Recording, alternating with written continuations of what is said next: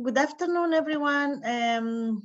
My name is Veronica. I'm the Deputy Head of Unit of the Transition and Business Acceleration Services at the EIC. And I'm here to present the last session of today, of this first half day of the EIC Summit, that is Technology Transfer Do and Don'ts. In the training track, we have been following a track, this afternoon around intellectual property. First, what to patent. Second, what to do and how to manage your patents. And now we want to finalize with the presentation on this technology transfer. That's really, it's the big end for any technology that it's developed in the lab and that it's developed by the researchers to finally make it available. And sometimes they are able to make it available themselves. Sometimes they need to transfer it to someone else to exploit it and to make it available. So to do so, we have really a luxury of a speaker. We have Laura MacDonald. She's the Chief Executive of the Association of Technology Transfer Professionals in Leiden. And she has been there since 2016, but she herself has a lot of experience dealing with technology transfer. She's a lawyer. She's specialized in EU and IP law, but she really transitioned to the world of academic industrial collaboration since 1992, sorry. When she established her first legal functioning in a UK university to support these collaborations, academic industry collaborations. Then she did follow her career across other UK universities, such as Dundee and then Edinburgh, and then she moved to the Netherlands, where she has been developing this IP practice, and she has been responsible for the research collaboration and managing IP of the University of Leiden and the Medical Center. And since 2016, she's really the head of the ASTP headquarters. She's very professional. She knows a lot about technology transfer. She's really someone to follow in the TTO ecosystem, and I'm passing her the floor so you can also enjoy her talk and her knowledge on technology transfer. Laura, please. Well, thank you, Veronica. Thank you very much, and thank you also for the very kind invitation. It's a huge privilege to come and be part of this EIC Summit. I know you've all had a very busy afternoon. I know it's a very hectic program, but I think a really great combination of subjects and topics. So I have the floor for the next, 45 minutes or so, maybe a little bit less, and what I would really like to do, because I know we have a very diverse audience.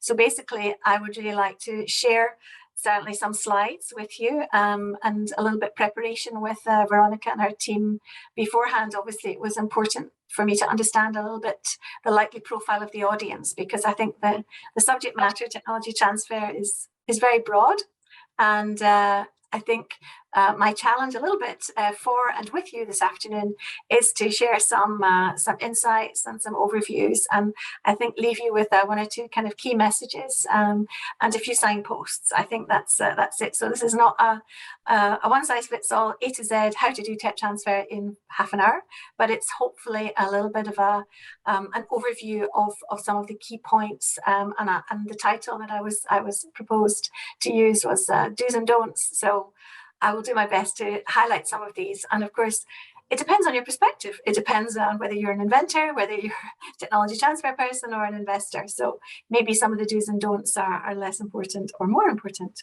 depending on your perspective. So let me share my screen. And as I say, I have some slides to share.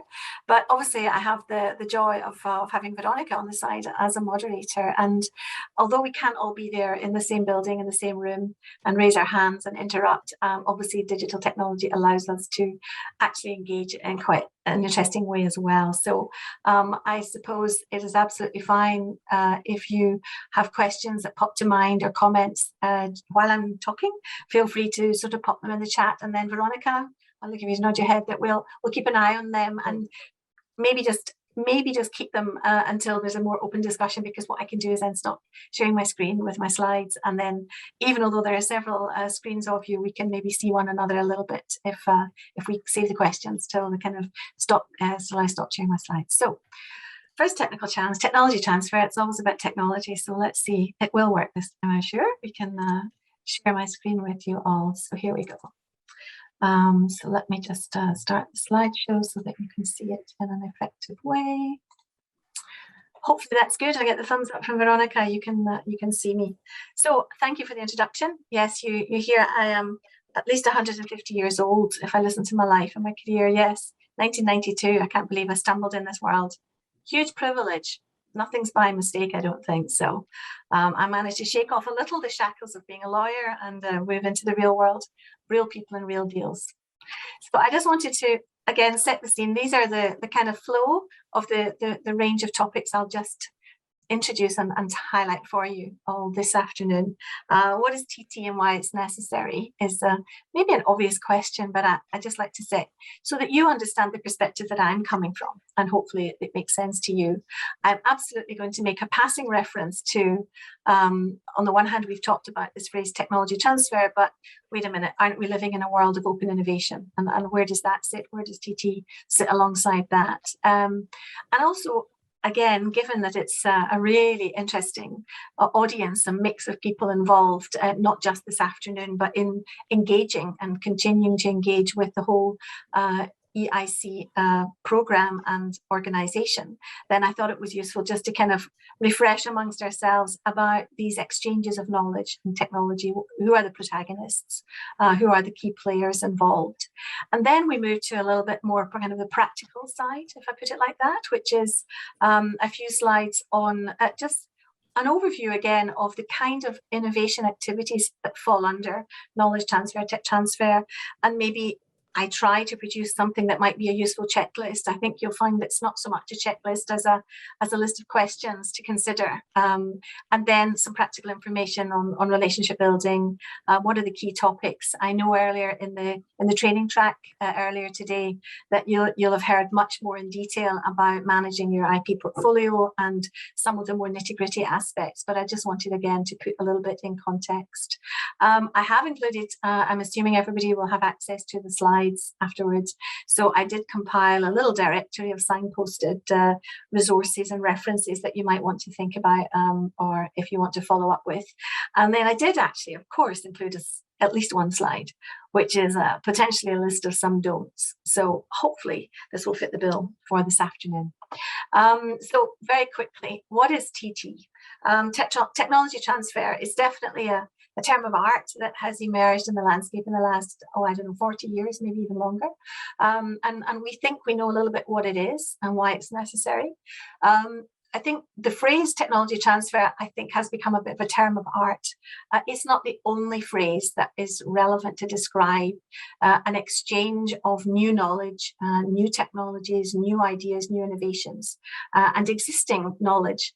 So the transfer of that, which has a role to play in different organizations. So technology transfer can be knowledge transfer, it can be knowledge exchange. So there's lots of phrases. And depending on which particular culture you're based in, some of these phrases may be more or less used. But we're just using it this afternoon as a catch-all for everything that is on that spectrum, and we'll come to it in a moment. Clearly, why is it necessary?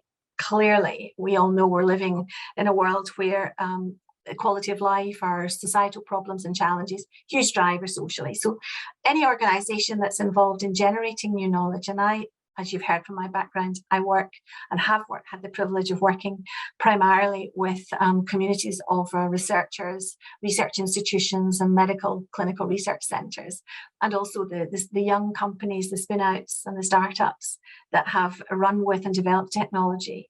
But a huge amount of my working life has also been dealing and collaborating with and building together strategies with large companies globally, multinationals around the world, because this partnering concept of transferring and exchanging knowledge is something which is at the heart of all the university and many industrial sectoral traditions. So and companies are also driven to improve quality of life as well. So basically, social drivers really act as a major reason why we should all be considering, no matter our role in society, how we can further the exchange and transfer of the knowledge that's useful. Economic drivers, critical element, and some of the activities of technology transfer have been developed in order to meet these objectives. And so the creation of new companies, new industry that can embrace and develop new sectors of technology, especially perhaps regionally with a local impact, is an enormously important role or a result of an effective technology transfer process. And financial drivers, obviously. There's a financial element at the different parts of the chain. So it makes sense to recognize that as one of the critical drivers. And when I talk about TT, we also talk about KT. And I just want to pop in here, as I say, my background is very much from the knowledge transfer, technology transfer perspective. And so basically just to kind of map these different drivers and how they sit alongside the activities of those directly involved as knowledge transfer or technology transfer professionals. Just for reference, the KTO here stands for Knowledge Transfer Office. So that's the community of people who are engaged in this space. So economic related benefits definitely have a role to play, because if you have effective technology transfer, then even within the institution, the research organization or the medical center or the university, then clearly there can be money, there can be new jobs, there can be access to equipment and so on.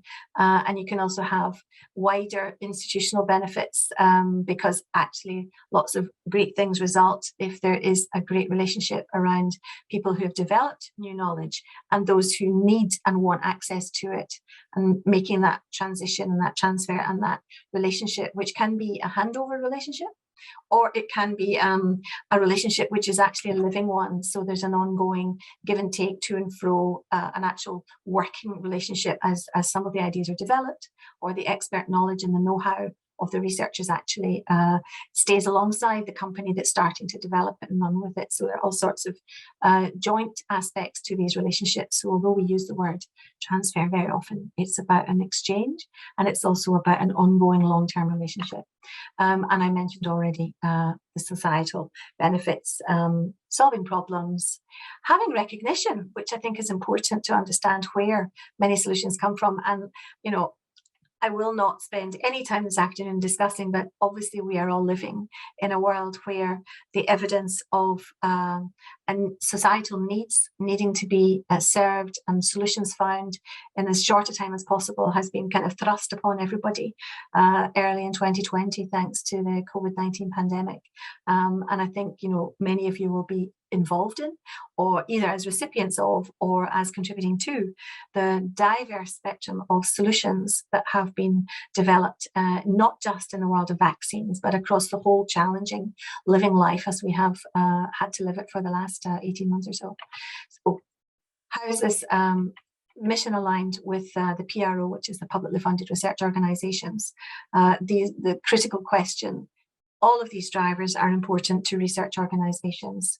And that's actually one of the challenges, is to make sure that we can understand how the different stakeholders in all of this actually can be helped and facilitated by those involved in knowledge transfer. I did say I'd make a passing reference to open innovation. And some elements, as you'll have heard earlier today, and as I will pick up in a moment or two, there can be both a very formal and an informal environment for the knowledge, for the transfer of knowledge and new knowledge. And open innovation, of course, is a concept that has been around for a very long time. It is not new. It's certainly not just over the world of today. But obviously we live in a world where there are all sorts of technology developments and advances which make the fluid movement and publicity around knowledge much more accessible, both to be offered and also to be found. And I think, therefore, there's an incredibly exciting energy around how we can actually make a difference by combining and partnering at different stages of new knowledge, problem solving, problem design. And we see, you know, knowledge transfer once upon a time was seen as something which was a rather bilateral one-way flow of knowledge and information, whereas open innovation is really embracing this concept that it's about exchanging knowledge and problem scenarios and so on. And in fact, we're very lucky in the European landscape where we actually, I think, also start talking about Open Innovation 2.0, which talks about embracing not just the innovators and the developers who make the innovations available, but actually really fully embrace understanding the needs of the users at the end of the day of all of the technologies and information areas. So it's really relevant. It's an opportunity to embrace all of this.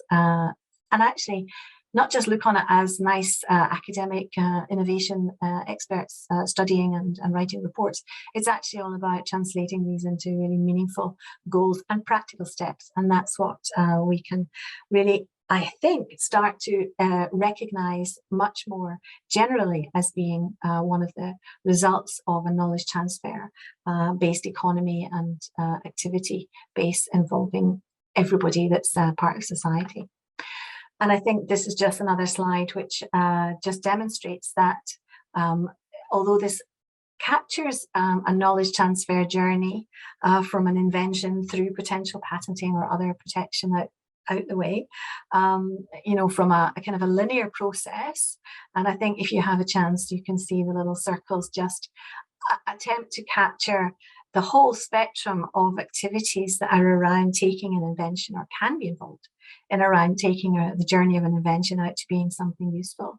And it involves all of these different elements of the circle, from invention management to collaborative R&D, research and development, contracts, consultancy I mentioned, POC, proof of concept funding, essential entrepreneurship, support also for entrepreneurs, all of the other aspects of, you know, corporate partners and their innovation with the easy access IP.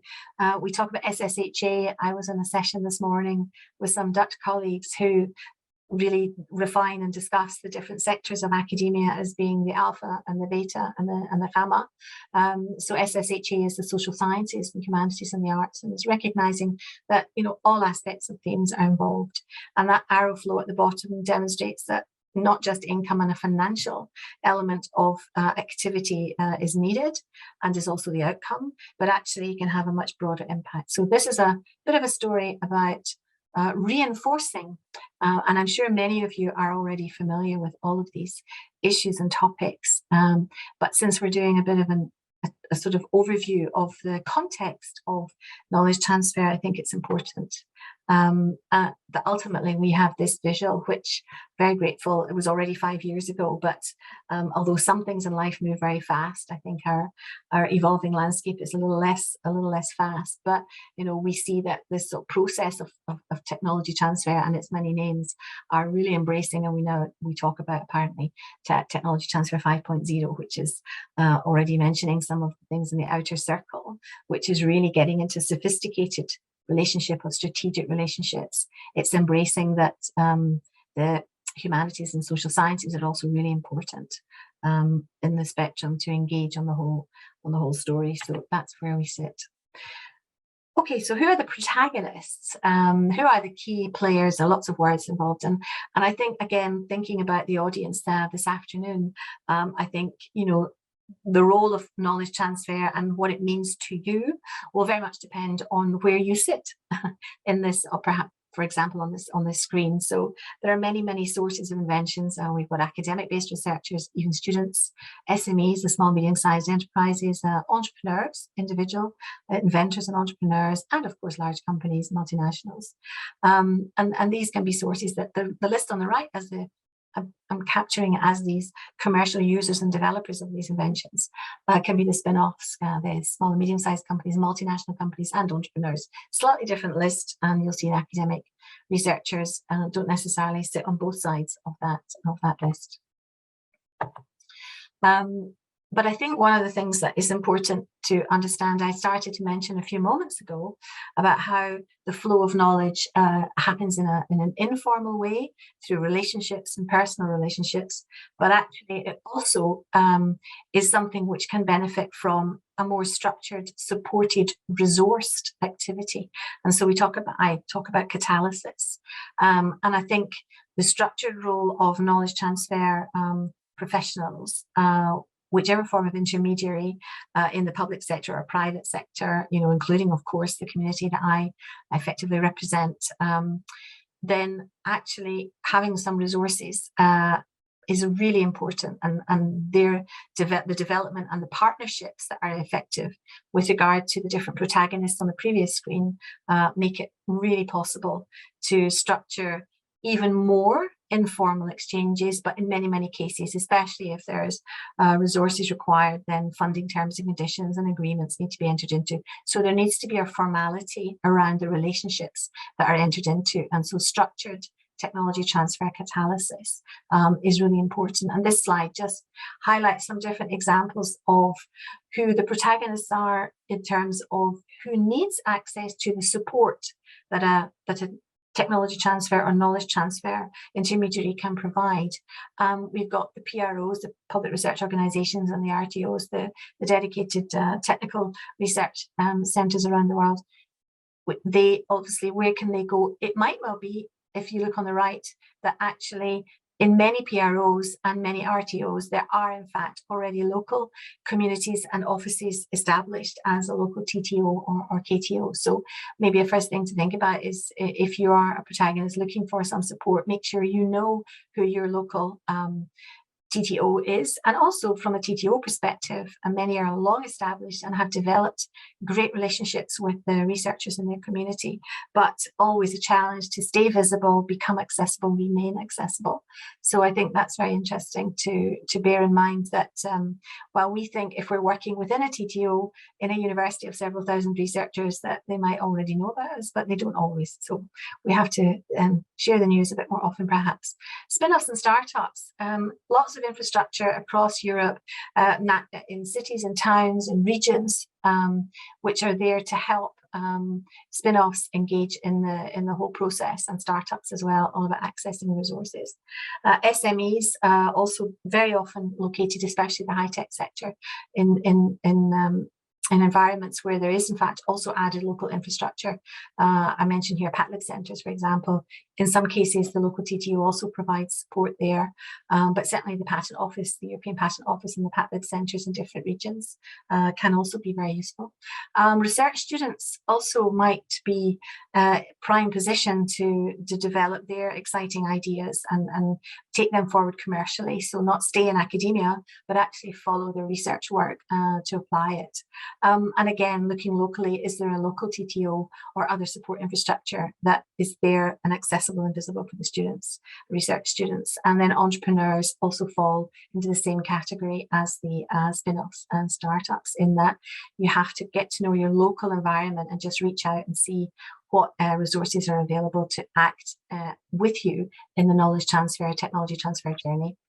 And I think when it comes to the more practical side that I mentioned, it's maybe good to just refresh some of the critical questions that need to be asked if there is to be a partnership, and ideally at some point there probably will have to be formalities around it, but essentially what is a checklist to trigger some of the do's? And I think obviously these are some questions. I've framed this in the very sort of basic questions, but actually these questions on the left about identifying what technology, what is, and I'm using the word technology, but basically a catch-all for the knowledge, the type of information that's going to be essential. What technology do you have? Or if you're a potential user, what technology is it that you're looking for or that you need?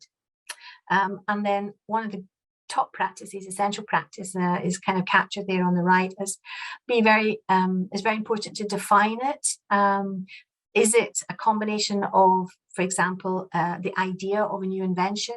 Is it also comprising some samples or early stage prototypes?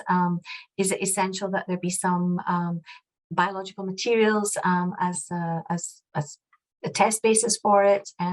Is there a database of data? Are there software programs that have been developed to help analyze the results of using the invention? In other words, there can be a whole bundle of things which are together the technology package that needs to be identified and packaged in a way that it can be literally transferred and shared and exchanged with whichever parties are going to further develop it and use it.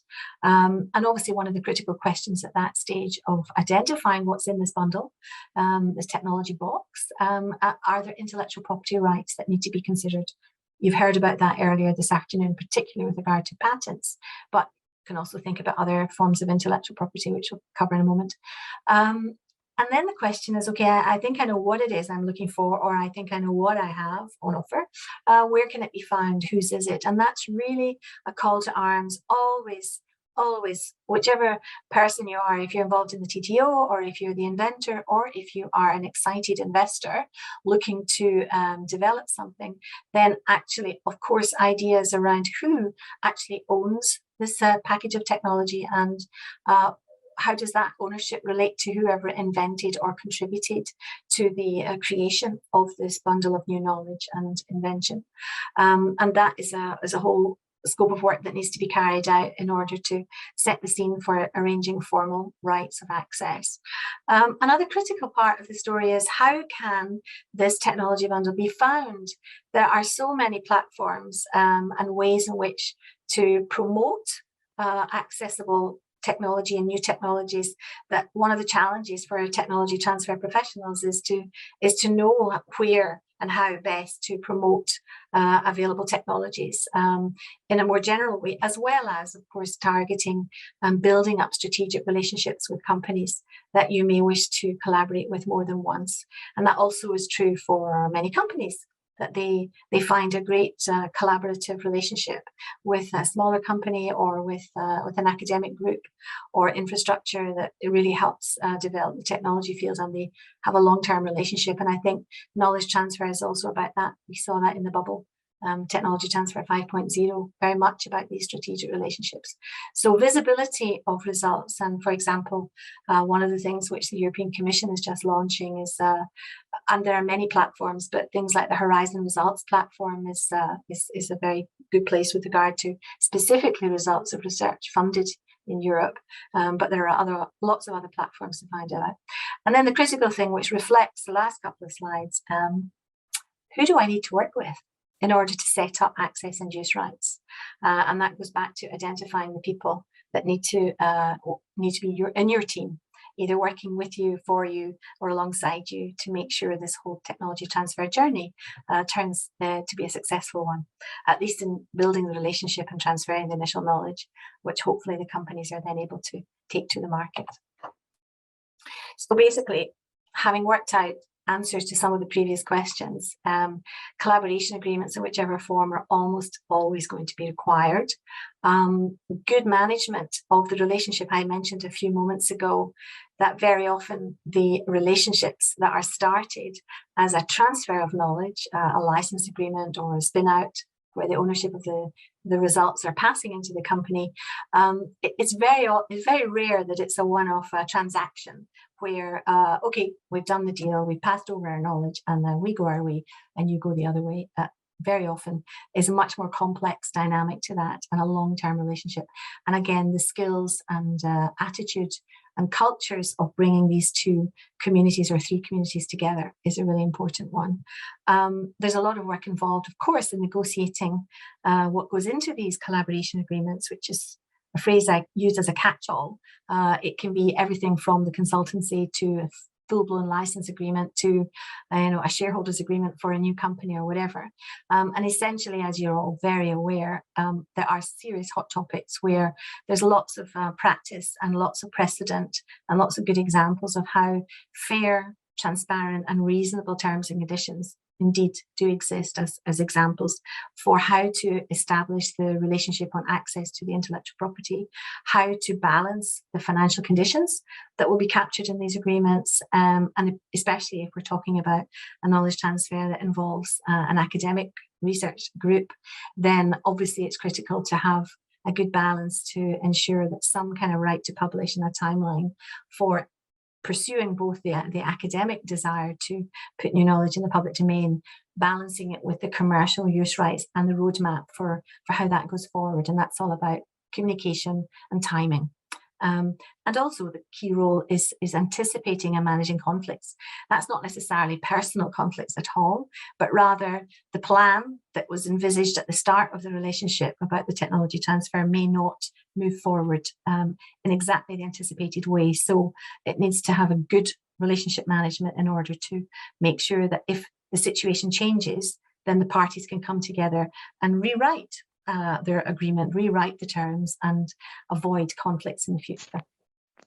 And this is a slide you probably don't need to spend any time on, but this was just a quick overview that we're not just talking about patents when we talk about new knowledge or the intellectual property rights. It could be there are trademarks, registered design copyrights for different types, both from the software side of things, but also the more creative, artistic, musical, literary works, etc. So basically, they're just some of the things that are the hot topics that need to be negotiated and agreed around. This is just a very short list, and it's not exhaustive, of the different types of formal agreements that might well have to be negotiated and entered into in parallel. So people who are working in the world of knowledge transfer and technology transfer should have quite some experience in putting together this whole range of relationship agreements, and that's what they are. Collaboration agreements, consortium agreements, because very often the world is not bilateral. The world actually requires increasingly multi-party agreements, and that also is challenging, but is increasingly much more normal and common, and people are becoming much more sophisticated in setting these up. And then we have all sorts of other joint ownership agreements behind the scenes that enable, if the ownership of things comes from more than one centre, obviously, then we can have a back-to-back agreement that sorts out how the joint owners are going to move forward, and then a separate agreement with whoever the commercial user is going to be. And I mentioned grant agreements here because clearly it's always important to be aware of the funding terms and conditions that might have gone in to support the development or the early stage research results. And it's always important to be aware of what these conditions might look like. And then I mentioned several times the requirement for formalities, but I think as well as there perhaps being legal requirements, and certainly if commercial partners are involved, it makes a lot of sense to have these captured, all the obligations to be captured in an agreement.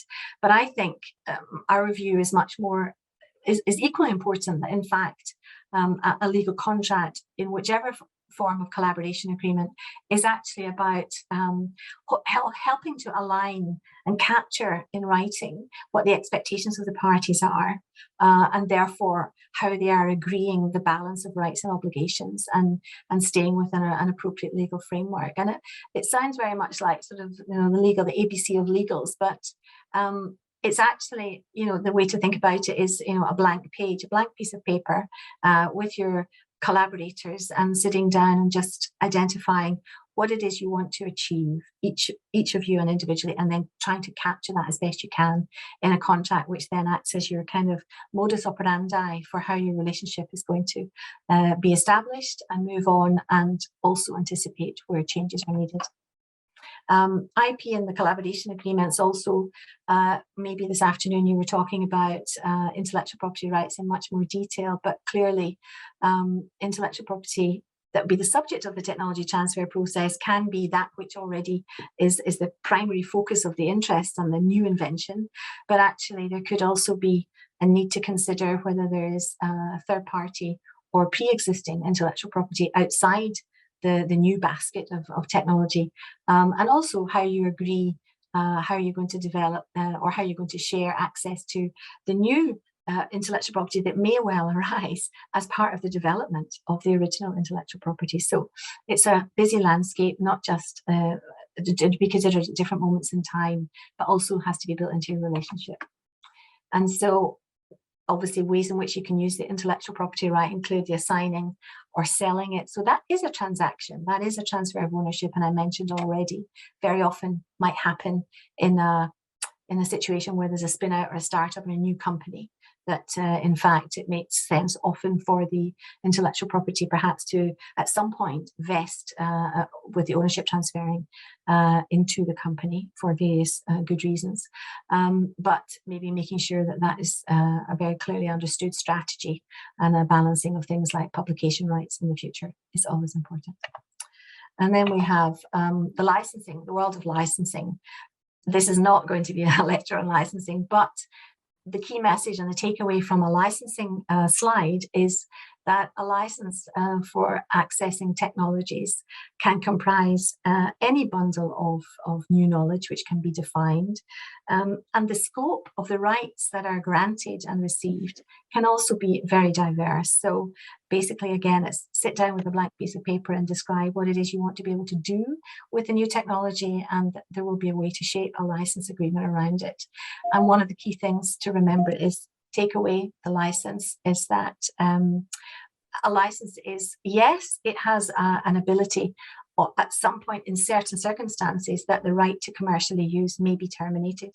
But again, in a relationship that you've defined with a licensor licensee interests, you can limit that there's no commercial risk involved in such a license agreement.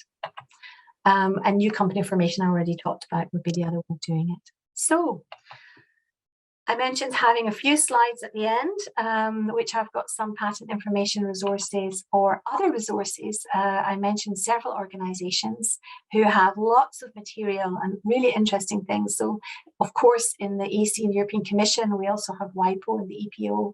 We also have national templates of technology transfer agreements, which many countries have made public. And there are all sorts of interesting places to go look that we won't go into in any great detail this afternoon, but this is a bit of an overview to just reassure you that there are lots of resources out there to help us. So we're all, although we're coming from different perspectives, I think we're all on a journey in the same direction, so it's good to know.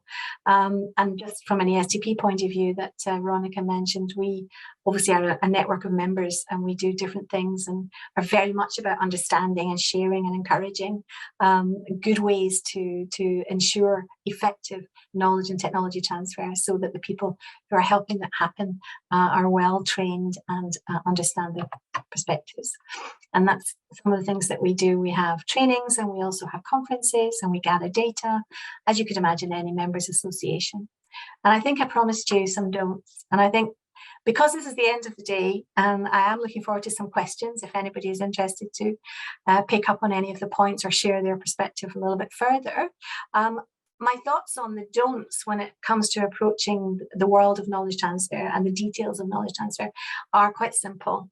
Don't, whoever you are on the protagonist list, don't be daunted by all the apparent challenges. It is complicated, but that's the nature of relationships. And don't be deterred by the need to work with different partners from different cultures, because believe it or not, you're not the first. And there are some really exciting examples of super successful relationships across cultures of academia, investors, angel investors or VCs, and of course, large companies and small companies. Don't believe that pursuing a route to protect intellectual property will necessarily hinder the academic endeavours and publications and so on. These two things are not mutually exclusive. Certainly don't think you have to do it all alone. So therefore, don't hesitate to reach out and develop relationships of trust with the intermediaries that are the knowledge transfer professionals and that we are to help you. And I think that works out the other way around as well. Don't forget to set up alerts and notifications. I've talked about the visibility of technology. So think about how you can stay alert, either to promote or to find out about things.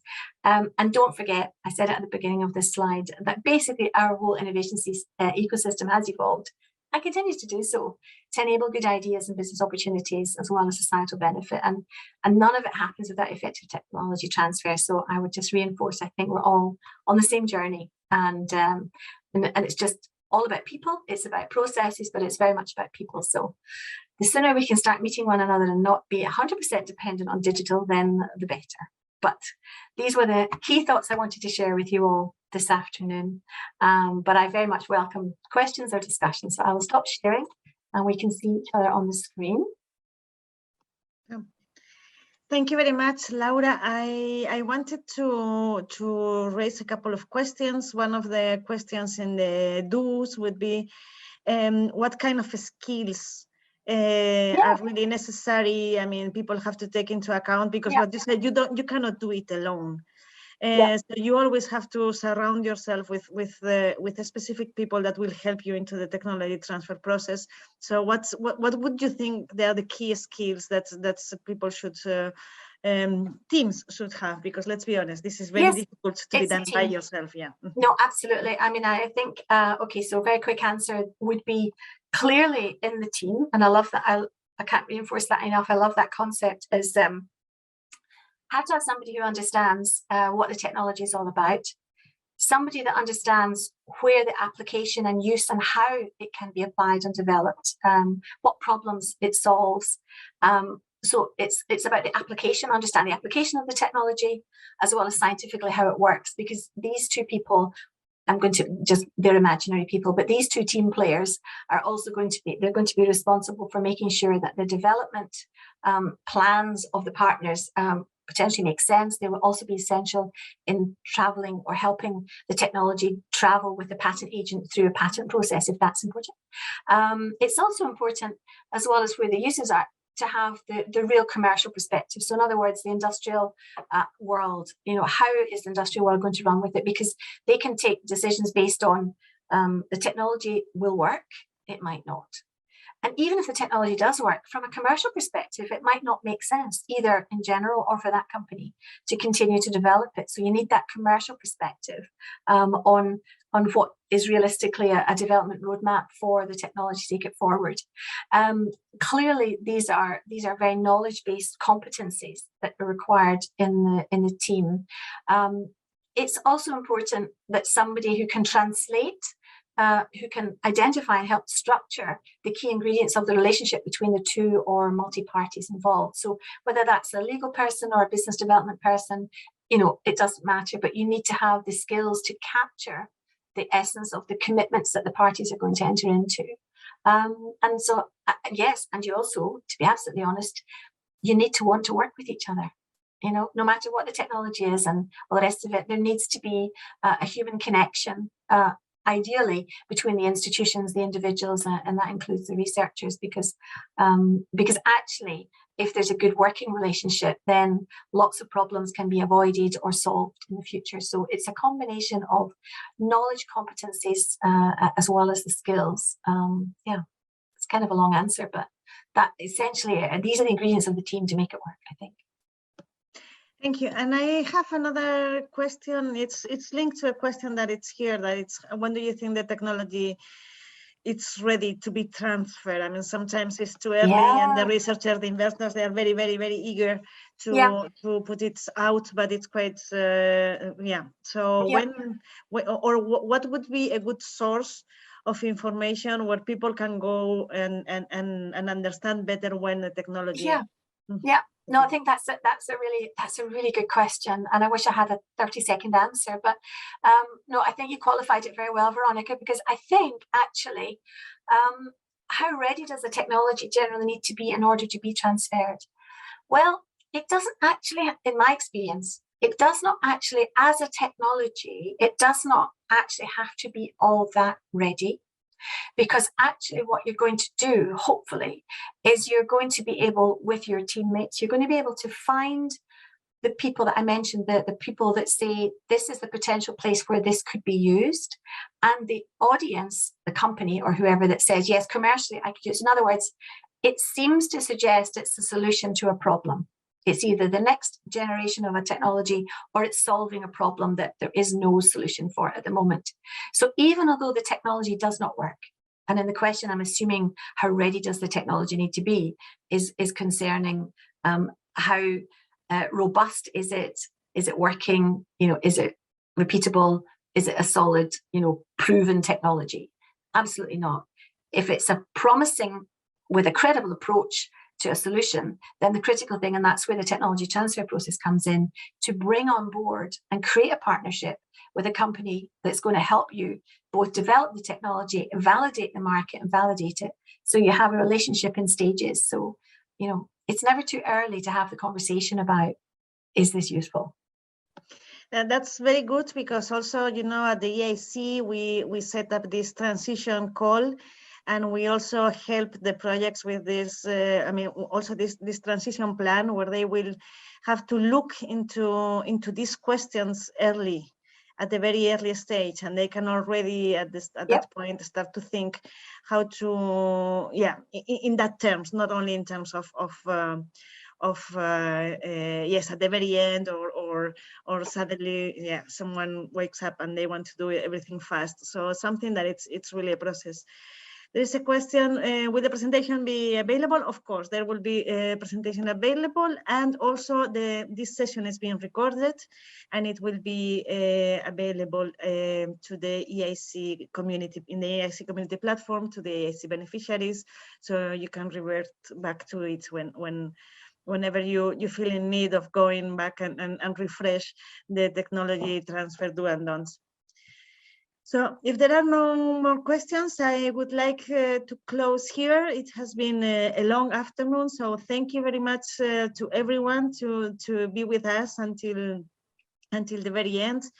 I want to highlight that for those that want to go into this transfer words, I mean, it's very important that you have in mind what Laura said. I mean, this is not a one-off exchange. I mean, it requires a lot of people skills. It requires a lot of trust. So have that in mind when you embark there, that this is going to be a long-lasting relationship and cooperation. So try to make the best out of it. And with this, I want to wish you all very successful transfer developments, and I want to let you know, I mean, Laura, please, thank you very much for everything, and for the rest, please enjoy the rest of the summit. You still have tomorrow, where you can still follow all the sessions that are being taken place on site, and also the training track. Thank you very much. My pleasure. Enjoy, everybody.